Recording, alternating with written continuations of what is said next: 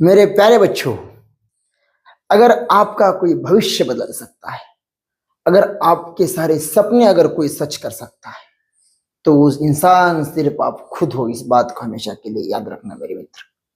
अगर तुमने तुम्हारी मदद नहीं की, तुमने खुद की रिस्पॉन्सिबिलिटी नहीं ली, तो जरा सोच के देख, ये सारे सपने सच कौन करेगा? ये जो तूने सपने देख रखे हैं, वो सपने सच कौन करेगा? वो सपने सच सिर्फ तुम कर सकते हो। इस बात को हमेशा के लिए याद रखना। इसीलिए बी रिस्पॉन्सिबल। आइए आज के इस छोटे से लेक्चर में अपन डिस्कस करेंगे ये क्वेश्चन, जो बहुत ही प्यारा क्वेश्चन है, जो महाराष्ट्र बोर्ड में 4 मार्क्स के लिए पूछा गया है, और साथ ही साथ में सीबीएसई वालों के लिए भी ये क्वेश्चन बहुत इंपॉर्टेंट है। क्वेश्चन देखिए क्या कहता है। क्या कहते हैं सर क्वेश्चन में कि बाबा रे, when one added to the numerator as well as denominator। अब मान ले बेटा कोई फ्रैक्शन है ऑफ अ सर्टेन फ्रैक्शन, कोई फ्रैक्शन है, मान ले हमने मान लिया बेटा कि ये है x और ये है y बराबर। जी हाँ सर, क्या बोला गया है कि 1 हमने ऐड करा है। अच्छा, उसी के साथ साथ हमने 1 न्यूमरेटर में भी और डिनोमिनेटर में भी ऐड कर रखा है। अच्छा, तो इट बिकम्स 1/2। क्या बनता है सर? 1/2 बनता है। बातें समझ में आ रही कि नहीं? हाँ sir. And if 1 is subtracted from the numerator and denominator, both the fraction becomes 1/3। अब क्या करना है मेरे मित्र? सर, न्यूमरेटर और डिनोमिनेटर इनमें से 1 को क्या करना है? सब्ट्रैक्ट करना है। तो फ्रैक्शन क्या बनेगा? 1/3। ये हो गया। ये तुम्हें यहां से 2 इक्वेशन मिल जाएंगे। तो आइए इसको अपन स्टेप बाय स्टेप सॉल्व करने का प्रयास करते हैं। तो देखो मेरे प्यारे बच्चों, इसमें क्या बोला गया है ना? इस क्वेश्चन को अपन बहुत ही प्यार से एकदम स्टेप बाय स्टेप अपन इसको सॉल्व करेंगे, है ना? अरे पिल्लू ठंड ले, है ना? अब देख मेरे भाई, अब मान लेते हैं, क्या मान लेते हैं सर? कि क्या मान लेंगे सर? जो आपको मान लेंगे सर, ठीक है। अब मान लेते मेरे प्यारे बच्चे, let the numerator of a fraction be X and denominator of a fraction be Y. तो अकॉर्डिंग टू फर्स्ट कंडीशन क्या हो जाएगा? क्या हो जाएगा sir? According to first condition क्या होगा? According to first condition x plus sir x+1 y+1 equal to क्या हो जाएगा? 1/2।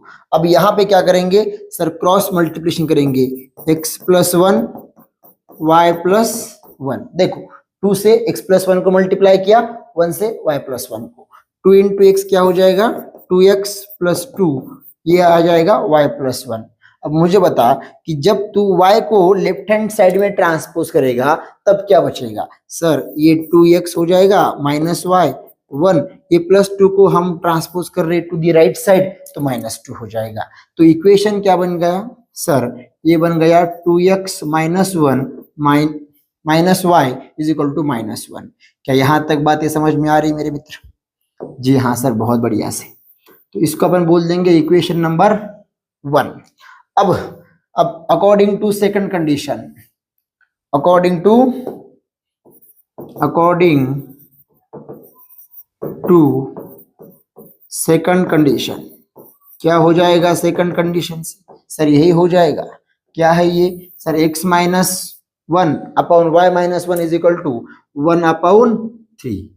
तो मेरे प्यारे बच्चे, यहाँ पे फिर से तू क्या करेगा सर? यहाँ पे हम फिर से क्रॉस मल्टीप्लिकेशन करेंगे।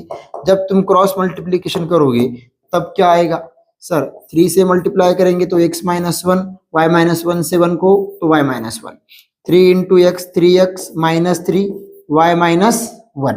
अब 1 को लेफ्ट हैंड साइड में ट्रांसपोज करेंगे और -3 को राइट हैंड साइड में ट्रांसपोज करेंगे, तब क्या मिलेगा सर?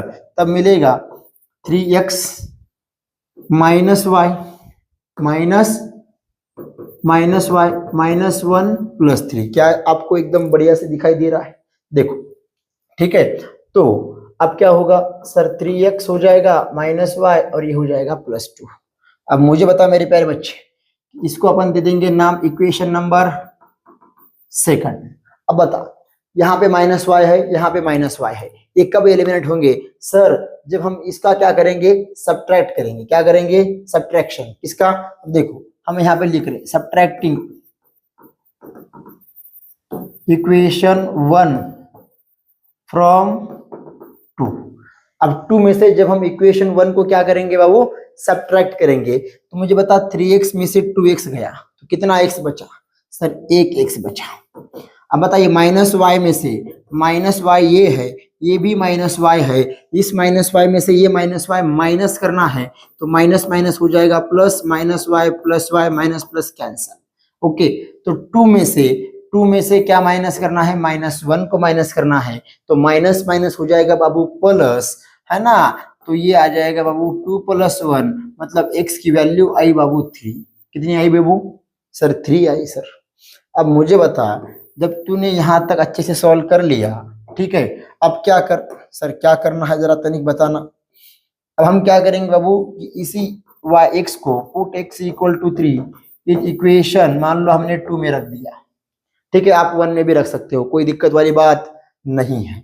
जब आप 1 में रखोगे तो 3 × 3 -y = 2, तो ये 3 × 3 9 -y = 2। ये -y को अगर ट्रांसपोज करेंगे तो ये प्लस हो जाएगा, ठीक है। तो 9 - 2, ये +2 को हमने इधर ट्रांसपोज किया तो माइनस हो गया, -y को ट्रांसपोज किया तो प्लस हो गया, तो 7। y = कितना मिला बाबू? 7, ठीक है। अब यहाँ पे हमने x माना था, y माना था, तो बताओ हमारा फ्रैक्शन क्या होगा सर? हमारा फ्रैक्शन हो जाएगा, क्या हो जाएगा, है ना? देन हमारा फ्रैक्शन हो जाएगा x/y बराबर है। तो आंसर में लिख दो रिक्वायर्ड फ्रैक्शन